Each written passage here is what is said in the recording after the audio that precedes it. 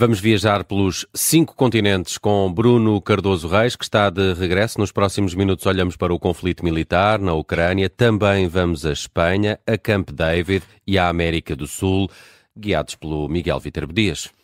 E bem-vindo de volta, Bruno Cardoso Reis. Começamos por esse ponto de situação sobre a guerra na Ucrânia. Podemos falar de um impasse no terreno. Isso será resultado de erros por parte das forças militares ucranianas? Bom dia, Miguel. Bem, eu acho que é legítimo discutir essa questão, mas do meu ponto de vista pode-se especular sobre diferentes opções. Por exemplo, eu próprio muitas vezes falei aqui da questão de Bakhmut, ou seja, será que valia a pena investir tanto na defesa de Bakhmut, que à partida era uma região relativamente difícil de defender, havia alternativas melhores próximas, portanto os ucranianos podiam ter optado por retirar e fazer, se calhar, uma defesa menos custosa, com menos empenhamento de forças veteranas, bem equipadas. Também se pode discutir, por exemplo, no contexto da atual ofensiva, se os ucranianos não deveriam já ter, no fundo, optado por uma linha principal de avanço. Aparentemente, a ideia foi fazer ataques exploratórios, mas continua a haver uma certa dispersão. Agora, é importante ter em conta, por um lado, que estamos a falar, já agora, e por exemplo, comparando com Bakhmut, os ucranianos já recuperaram à volta de 300 km quadrados com estas ofensivas. É mais do que aquilo que a Rússia conseguiu com a sua grande vitória em Bakhmut. Agora, é evidente, e aqui temos de ser coerentes, eu chamei sempre a atenção que a ocupação russa de Bakhmut não alterava no essencial os dados no terreno, porque não levou a uma ruptura das linhas defensivas ucranianas, a um colapso da defesa ucraniana, que permitisse depois um grande avanço, uma grande alteração dos dados no terreno, um grande avanço russo, e isso também não aconteceu até agora com esta ofensiva ucraniana. Podemos falar aqui de erros. Bem, em relação a todas essas opções, também há contra-argumentos que a Ucrânia utilizou, por exemplo, em relação a Bakhmut, a ideia de que era preciso fixar ali forças russas, que se os russos ficassem libertos de ocupar Bakhmut, podiam depois empenhar essas forças e também os seus meios de artilharia noutras regiões e noutras cidades que ainda não estavam destruídas. Nesta questão agora da ofensiva, pode-se dizer, bem, deviam optar, mas é evidente que isso não é garantia depois de sucesso nesse avanço, não é? Portanto, seria muito mais fácil se estes ataques exploratórios já tivessem revelado aqui fragilidades da defesa russa, ou levado até a um colapso da vontade ou da capacidade de resistência russa que não aconteceram. E para ser muito claro, numa guerra de trincheiras, que é o que nós estamos a assistir agora e que não víamos basicamente desde a Primeira Guerra Mundial, numa guerra de trincheiras um certo impasse é, digamos, a situação normal, se não houver grandes erros de ambos os lados, se não houver grandes falhas de ambos os lados. Eu acho que aqui o dado fundamental que alterou um pouco as coisas foi que os russos deixaram de subestimar os ucranianos, já há bastantes meses atrás. Passaram a ter objetivos muito mais realistas e concentraram-se em defender apenas uma pequena porção do território que eles inicialmente ocuparam, uma pequeníssima porção daquilo que realmente queriam ocupar, que basicamente era o conjunto da Ucrânia, ou pelo menos no essencial o território ucraniano, incluindo a própria capital, mudar o regime. Portanto, em todos esses objetivos a Rússia falhou e aquilo que a Ucrânia conseguiu é muito significativo, sobretudo se tivermos em conta, porque também podemos falar de erros a esse nível. Bem, será que os países ocidentais deviam ter fornecido mais equipamento? Deviam já estar a fornecer F-16? Eu próprio defendi isso há meses atrás. Mas vamos ser claros, quer dizer, mesmo que também se possa falar de alguns erros ocidentais, e eu acho que há aqui algumas linhas vermelhas, por exemplo, no fornecimento de equipamento, que me parecem artificiais, dispensáveis, sem qualquer mais-valia em termos estratégico, porque, por exemplo, os países ocidentais não fornecem algum equipamento de mais longo alcance com a ideia de que ele poderia ser utilizado para atacar a Rússia. Ora, a Rússia passa o tempo todo a dizer que o Ocidente já a está a atacar, portanto não há nenhuma vantagem em termos de, digamos, de política internacional, de ganhos diplomáticos para o Ocidente com esta postura.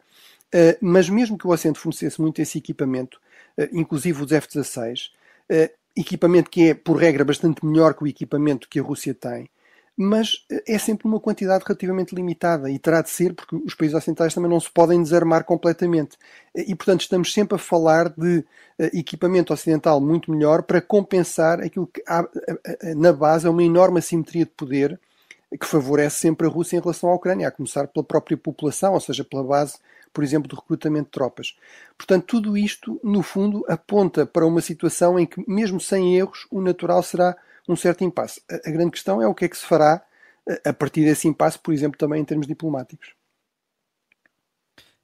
E, Bruno, quanto à saída para este fim do conflito, uma saída diplomática começa a ganhar força ou não? Bem, eu acho que como resultado exatamente daquilo que eu estive a descrever, sim, e é expectável e é normal que haja uma pressão crescente para se tentar uma saída negociada do conflito. No Ocidente, desde logo, a nível global, desde o início, aliás, houve pressão, mas é normal com o continuar do conflito, o acumular dos custos, que não são só, digamos, para os beligerantes, são também mais amplos, por exemplo, em termos da economia mundial, que haja pressões crescentes. Agora, o meu grande problema aqui mas qual é, digamos, o desenho, qual é o modelo para essas negociações? Que razões é que nós temos para acreditar que desta vez a Rússia vai respeitar um compromisso que assine com a Ucrânia, vai respeitar as suas fronteiras, as novas fronteiras que eventualmente, por exemplo, viessem a ser definidas? A Rússia, desde 1991, que assinou sucessivos acordos a reconhecer as fronteiras ucranianas, que depois não respeitou. Em 2014, quando Putin anexou a Crimeia, fez um discurso a dizer: não é verdade aquilo que dizem no Ocidente, isto não é o início de uma nova expansão da Rússia, a Crimeia é um caso muito especial, nós não temos outras ambições territoriais. O próprio Putin deixou muito claro, até se deu ao trabalho de assinar um ensaio, um longo ensaio, a explicar que a Ucrânia na verdade não existe, que não tem legitimidade para existir como um Estado independente.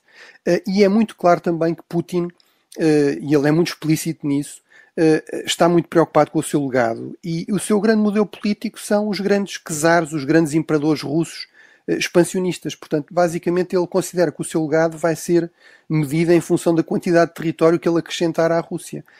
Portanto, não temos nenhumas razões para acreditar que um compromisso fosse respeitado, pelo menos pelo atual regime russo. E mesmo em relação ao Ocidente, não temos nenhuma razão para pensar que se a Rússia estivesse mais livre, em vez de estar tão concentrada, enfim, em tentar manter o território que ocupou na Ucrânia, em combater a Ucrânia, que não voltasse a fazer aquilo que estava a fazer no período anterior a este conflito, que era fazer ataques híbridos contra países ocidentais, inclusive, nós estamos só a falar, por exemplo, de ciberataques, inclusive alguns resultaram em mortos no Reino Unido, com envenenamento, ainda que aparentemente involuntário, de britânicos, para eliminar, digamos, dissidentes russos, por exemplo, num ataque também a um paiol na República Checa, que também resultou em mortos. Portanto, eu percebo, acho que toda a gente na Europa quer a paz, eu certamente também quero a paz, mas acho que temos de ter a noção de que isso não quer dizer que isso seja fácil ou realista. É muito possível que este conflito termine com muitos outros. Eu recordo sempre aqui, por exemplo, o conflito entre a Palestina, entre o mundo árabe e Israel. Acho que ninguém questiona que os palestinianos e os árabes foram múltiplas vezes derrotados por Israel, no entanto continuam a preferir não ceder, não fazer um acordo que ceda formalmente as perdas que tiveram. Isso é ainda mais impressionante no caso dos palestinianos, e portanto a Ucrânia está muito longe de estar numa situação de derrota militar e portanto não vejo razões para acreditar que conseguíssemos chegar aqui que haja grande interesse da parte da Ucrânia em chegar a um compromisso que a obriga a ceder território que entretanto perdeu militarmente e que eventualmente pode não conseguir recuperar militarmente, pelo menos não no curto prazo. Guerra que vai atingindo 1 ano e meio. Entretanto, em Camp David, cenário de férias do presidente norte-americano, os Estados Unidos promovem uma cimeira com a Coreia do Sul e o Japão. O que é que resultou deste encontro, Bruno? Bem, é um encontro importante, é a terceira no último ano, embora seja a primeira, digamos, exclusivamente destes três. As outras foram sempre em paralelo, a par de outros encontros, por exemplo, do G7. Isso em si mesmo é importante e saiu daqui um acordo no sentido realmente de uma maior institucionalização deste formato trilateral, ou seja, vai passar a haver cimeiras pelo menos anuais dos líderes e de vários ministros setoriais e, sobretudo, e também vai passar a haver um reforço da cooperação militar, também com exercícios anuais multidomínio.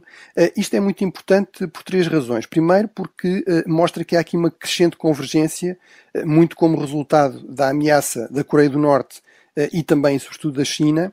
Isso levou, sobretudo, o Japão e a Coreia, que historicamente, por razões da história colonial, da ocupação coreana, da ocupação pelo Japão da Coreia, tinham e têm alguns diferentes. No fundo, este contexto geopolítico de crescente ameaça por 2 vizinhos, um deles bastante instável, bastante imprevisível, a Coreia do Norte, e outro cada vez mais poderoso, a China, levou-os realmente a ultrapassar essas barreiras a uma maior cooperação.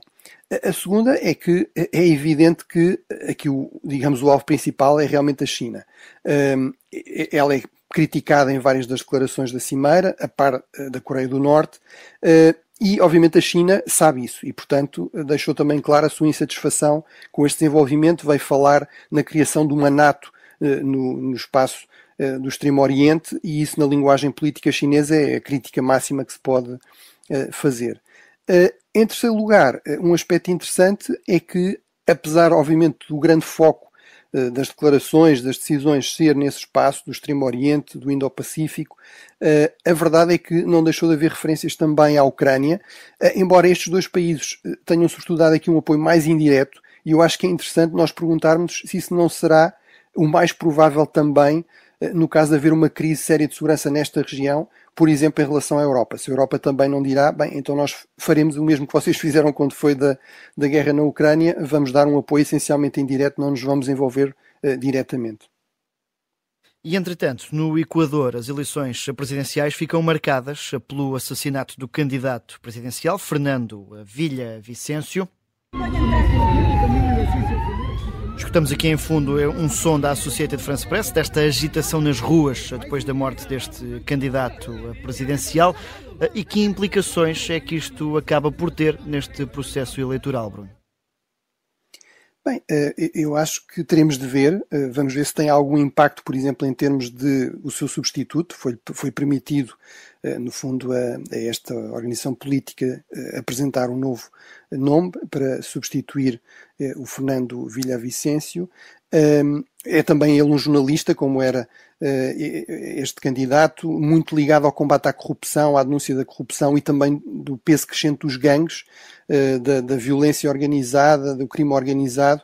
O Equador era visto como um relativo oásis num contexto da América do Sul, em que os grandes problemas estavam muito mais na Colômbia e no Peru, que são os dois vizinhos do Equador. Infelizmente, muitos dessas organizações viram no Equador cada vez mais uma espécie de elo mais fraco e começaram a avançar nos últimos anos para o país, a encontrar parceiros locais e, portanto, houve aqui um explodir do nível de violência no Equador. E, portanto, isto mostra realmente como a questão da violência, do crime organizado, é uma questão cada vez mais dramática por toda a América Latina. E mesmo os casos que eram vistos como relativamente excepcionais cada vez menos o são. Este candidato aparecia muito influenciado pelo modelo de El Salvador, que nós também já falámos aqui, que é no fundo mão dura para os gangues, tomar medidas excepcionais para tentar controlar a violência, e eu acho que isto é muito sintomático de uma crescente impaciência realmente da população, que já tem outras dificuldades, por exemplo económicas, com este fenómeno. Em termos de implicações mais amplas e em termos das eleições, no fundo aqui a grande questão é saber se há um retorno ou não do partido do presidente Rafael Correa, ou seja, de um partido populista, esquerdista, relativamente anti-americano, próximo da linha do Hugo Chávez, e obviamente se isso vier a acontecer, e para já a candidata dessa força política continua a liderar, isso obviamente significaria que o Equador provavelmente teria uma postura mais hostil em relação aos Estados Unidos, se aproximaria mais um pouco da Rússia e da China no contexto desta Segunda Guerra Fria, e também significaria que o presidente Maduro da Venezuela voltaria a ter mais algum apoio na região. Ainda na América do Sul, Javier Milei, um candidato da extrema-direita, lidera as eleições primárias na Argentina. Isto é ou não surpreendente? Bem, é surpreendente no sentido que, por um lado, ele é um político extremamente novato. Por exemplo, se compararmos com Bolsonaro, ele muitas vezes é comparado com Bolsonaro. Bolsonaro teve uma longa carreira de décadas, embora, digamos, com uma posição relativamente marginal. Ele apenas foi eleito como deputado em 2021. Também é surpreendente porque não é peronista. Ora, o peronismo tem dominado a política na Argentina durante as últimas décadas, às vezes com candidatos peronistas mais à direita, outras vezes mais à esquerda, mas tem mostrado aqui uma enorme capacidade, digamos, de se regenerar. Mas realmente parece confirmar-se, nesse aspecto não é surpreendente, a tendência na América Latina para quem está no poder ser castigado. E realmente quem está neste momento no poder é realmente o peronismo. É uma figura realmente bastante fora do baralho. Em termos de política externa, vou dar dois exemplos. Ele diz que vai se retirar do Mercosul, ou seja, do bloco regional da América do Sul, que junta a Argentina, o Brasil, o Uruguai, o Paraguai. Obviamente isso criaria problemas, por exemplo, nas relações com a Europa, que está empenhada em tentar ratificar um acordo de comércio livre entre a União Europeia e o Mercosul, e depois também diz que vai rever completamente, aparentemente suspender praticamente as relações económicas e comerciais e políticas com a China, portanto é extremamente hostil à China. Isso à partida até seria boas notícias para os Estados Unidos, se fosse realista, parece-me que é pouco realista. O próprio Bolsonaro também teve muito essa retórica, mas depois a realidade económica, a necessidade do mercado chinês para a exportação de matérias-primas, também da produção agropecuária, do Brasil ou da Argentina, é realmente um mercado indispensável, mas em todo caso sinalizaria aqui um distanciamento da China e eventualmente uma disponibilidade para se aproximar dos Estados Unidos, sendo que o seu modelo muito populista, muito à direita, talvez criasse algumas tensões, pelo menos com o atual presidente americano, com o presidente Biden, que, como sabemos, é um democrata, não é? Vamos ainda fazer aqui uma passagem rápida por outros 2 continentes. Em África, a situação no Níger vai marcando a atualidade, com o bloco económico da África Ocidental a ameaçar com uma intervenção militar. O que é que podemos esperar? Bem, eu acho que realmente temos de esperar e eu acho que o problema é que essa ameaça não é muito credível. Ou seja, eu acho que há aqui a ideia de que será talvez um pouco um bluff, porque, embora a declaração desta semana tenha sido no sentido de dizer todos os países, excetuando aqueles onde já houve golpes desta comunidade, que agrupa todos os países da África Ocidental, que são 15, e também Cabo Verde, tem forças armadas muito pequenas, estão dispostos a intervir, mas sabemos que mesmo a Nigéria, que lidera no fundo aqui a facção que defende uma intervenção, o Níger é logo a norte da Nigéria, na verdade, mesmo na Nigéria há também alguma oposição a essa intervenção. Portanto, acho que é sobretudo aqui uma forma de fazer pressão para se procurar algum compromisso, para forçar os golpistas a procurar algum compromisso, mas os próprios golpistas também leem as notícias e, portanto, não sei se eles não continuarão, no fundo, a achar que é um bluff e, portanto, a manter aqui a sua postura de resistência a qualquer cedência e desafio à comunidade internacional e de apostar, sobretudo, numa viragem mais para a Rússia, para o grupo Wagner, que se tem distinguido por apoiar o golpismo nesta região da África. E terminamos na Europa, onde a situação política de Espanha começa a definir-se. O PSOE ganha força para se manter no governo, Bruno. Bem, no último programa que fizemos antes de férias, eu chamei a atenção que mesmo que as sondagens se confirmassem, e às vezes têm errado nestes tempos de transição política bastante mais incertos que no passado, a diferença entre o PSOE e o PP não era assim tão grande. Portanto, era bem provável que o PP ganhasse, mas não com uma margem muito grande em relação ao PSOE, e o PSOE, mesmo perdendo, tinha mais opções de aliança e parecia inevitável a necessidade de uma coligação do que o PSOE, do que o PP. E, portanto, parece confirmar-se isso agora na eleição da Presidente do Parlamento Espanhol. Realmente o PSOE conseguiu uma ampla coligação, conseguiu uma votação com maioria absoluta do nome que desejava, e o PP, apesar de ser o partido com mais deputados no Parlamento, ficou praticamente isolado e acabou por perder essa eleição. Portanto, acho que o mais provável é realmente, neste momento, um novo governo do PSOE, mas mais fraco, mais frágil, mais dependente de apoios muito incertos e, portanto, também em termos internacionais, mais frágil, mais fraco.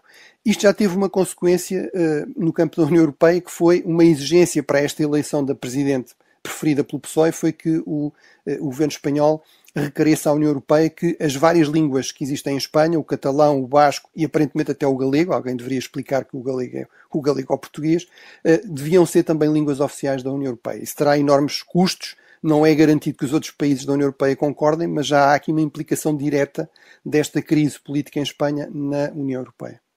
Obrigado, Bruno Cardoso Reis. Para a semana voltamos, como sempre, a viajar pelos 5 continentes.